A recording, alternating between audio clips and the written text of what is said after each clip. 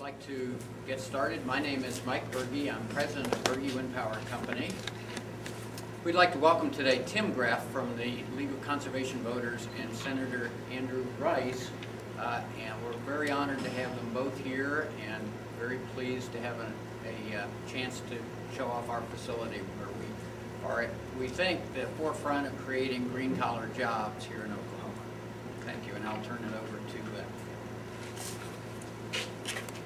Thank you very much. Again, my name is Tim Graff, and I'm the Deputy Legislative Director with the League of Conservation Voters. And it's my privilege today to be here to throw our official endorsement to Andrew Rice for U.S. Senate.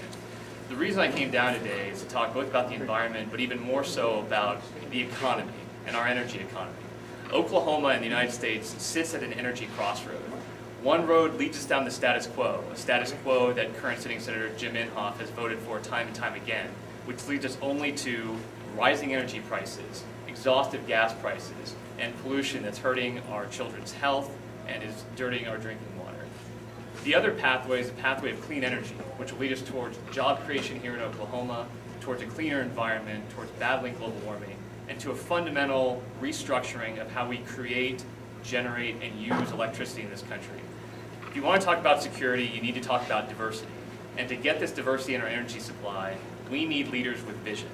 Jim Inhofe has proven he lacks this vision and has voted time and time again for policies that have put us in the corner we find ourselves today, where gas is over $4 a gallon, hurting the American family, job creation is stagnated, and Oklahoma sits waiting for someone to open the door to the opportunity of a new American energy future. This is where Andrew Rice will serve this state so much better, both from an environmental standpoint, but really from an economic standpoint. He has the vision, and he has the ideas that are going to open the doors for Oklahoma to take advantage of new green-collar jobs in wind, in solar energy, in biofuels. Oklahoma can be a leader in this country in driving America towards this new energy economy, and it needs leaders like Andrew Rice to take us there. That's why, without any further ado, it is my great honor and pleasure to throw the League of Conservation support behind Andrew Rice for U.S. Senate. Thank you very much, Tim. It's an honor to be here today. I've known Mike for a long time, prior to becoming a legislator, and I've always admired the work he's doing here as a local Oklahoma business, filling a very important niche that we have in this state to grab a hold of our opportunities as a new energy state. Obviously, as a traditional energy state, we'll continue down that road. The natural gas is an important part of our state. Over time, inevitably, that will be phased out just by the realities of the situation, that there's a finite amount of those resources in Oklahoma. The good news for Oklahomans, for future, or my children and our grandchildren, and the future employees and employers of the state, is that we have an infinite amount of renewable energy sources in the state, particularly wind, and that's why it's great to be here today at Bergey Wind Power. Corporation Commissioner Jim Roth talks quite a bit about the potential we have in western Oklahoma in particular.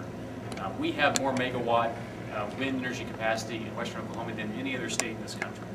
And with public and private investment that will come into the state, exactly when these incentive programs get passed, and it probably won't be until we have a new president and until we have a new Congress and have a bigger majority, Democratic majority, where we also have moderate Republicans, independent-minded Republicans that will come over to help us pass that, to incentivize that next wave of American innovation and entrepreneurialism that we've seen in so many other parts of our history, with telecommunications, with infrastructure and transportation. And we're at this crossroads, as Tim said, on energy. And to be able to enable Oklahoma consumers 5, 10, 15 years from now, it should have been already much farther down along the lines. I mean, the one reason we're at this point today, where Oklahoma consumers don't have any choices, there are no diversity of options. If you have to get around with a vehicle, like most people in Oklahoma, you have one option, that's very expensive gas. We knew this problem was coming. Politicians like Senator Inhofe failed to act in a visionary way to give Oklahoma consumers an option, but we can get there, and we're past time to do it, to where 5, 10, 15 years along the line, you'll be able to generate your car off of your clean energy utility with its natural gas, wind, whatever it may be able to have biofuels, be able to put in your flex fuel vehicle. There'll be a lot of ways that in Oklahoma, prices will come down, it'll be more environmentally friendly, and the supply chain and the manufacturing and producer chain that feeds this energy to Oklahomans will mean innumerable jobs, innumerable revenue. Just the revenue that will come into the state that will go to roads and bridges and schools and tax revenue. that will come from this new energy economy will boost the state. There'll be good paying jobs for the engineers of the next generation to stay in Oklahoma and to work in wind power and biomass and all the things that we're doing. Just on Saturday, when I was driving to southeast Oklahoma to go to 3 campaign stops, I was late for my first stop because I was stuck on a 2-lane highway behind one of these enormous blades for the largest windmills that they're putting up in these big wind farms. We couldn't get to Atoka in time because we couldn't get around this huge convoy bringing them in. That's economic and new energy development that's coming to rural Oklahoma.